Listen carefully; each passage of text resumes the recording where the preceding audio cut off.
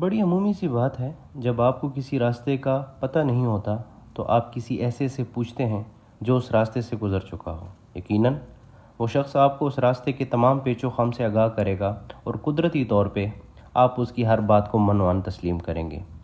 مگر یہ وقت کی بات ہے۔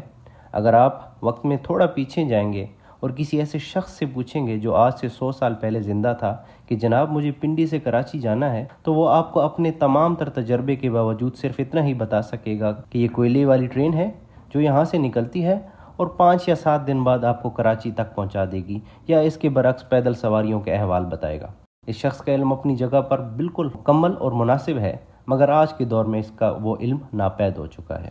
جنریشنل گیپ ایک حقیقی چیز ہے جو کہ اب تقریباً ہر 5 سال بعد تبدیل ہو رہا ہے۔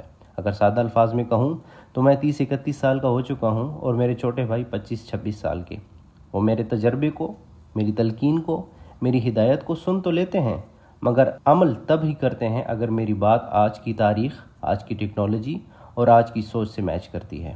یہ تمہید باندھنے کا مقصد صرف اتنا ہی ہے کہ آپ اور میں یا ہمارے بوڑھے بزرگ، ان کے لیے اب یہ ضروری ہو چکا ہے کہ وہ اپنے تجربے کو کامل نہ سمجھیں اور یہ کوشش کریں کہ اپنے علم کو بدلتے وقت کے ساتھ اپ ٹو ڈیٹ رکھیں، تاکہ اپنی نئی نسل کے ساتھ کوپ کر سکیں اور آگے بڑھ سکیں۔ اور اپنی نئی نسل سے صرف اتنا ہی کہنا چاہوں گا کہ جب کسی اندھے شخص کی بینائی واپس آتی ہے تو وہ سب سے پہلے اسی لاٹھی کو پھینکتا ہے جس کے بغیر وہ کل تک 2 قدم بھی نہ چل سکتا تھا۔ اس جملے کی تفصیل ذرا گہری ہے، مگر آپ سمجھدار ہیں۔